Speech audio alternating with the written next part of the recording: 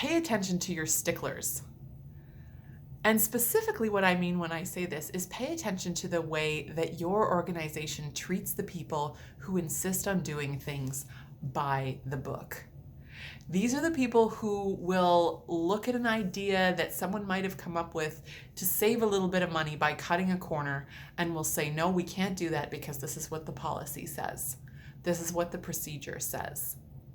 This is the person who will fish the non-recyclable materials out of the blue box. Not that I speak from experience or anything.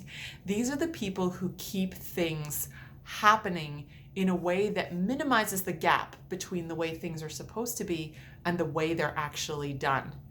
They are the ones who uphold those nice words that you have in your audit binder or on your mission, vision, and values statement that might be on the wall at your workplace.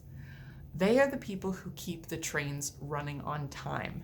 And often, we're not very kind to these people. They don't get a whole lot of appreciation for being the ones that keep things going by the book.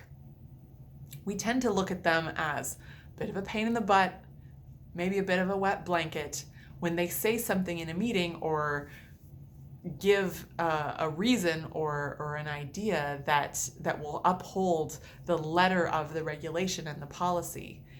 We might roll our eyes like, oh, this person, they just, they're not relaxed, they're not cool like us. But here's the thing. Sticklers have gotten a very bad reputation for themselves, and it's not really that deserved.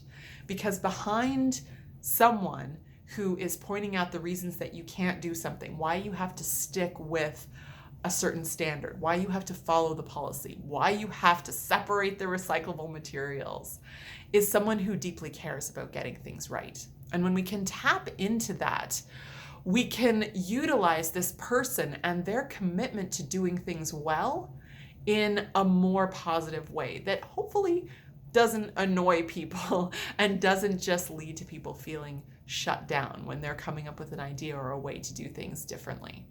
Sticklers can be creative too. You just need to work with them to make sure that they understand the bigger picture.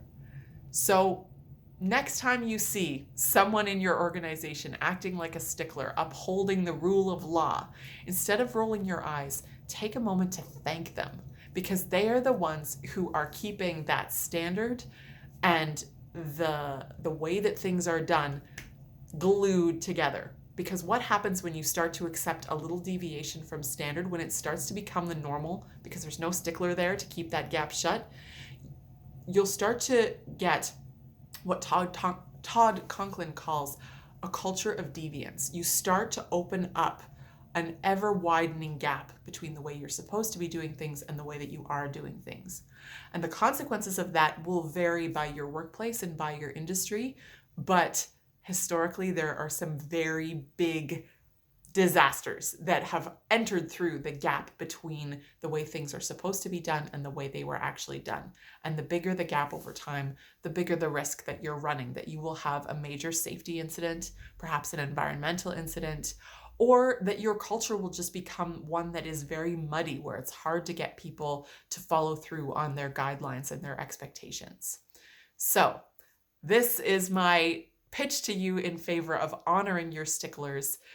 Try to recognize that what they're doing is really valuable to your organization and take the time to thank them next time you hear from one.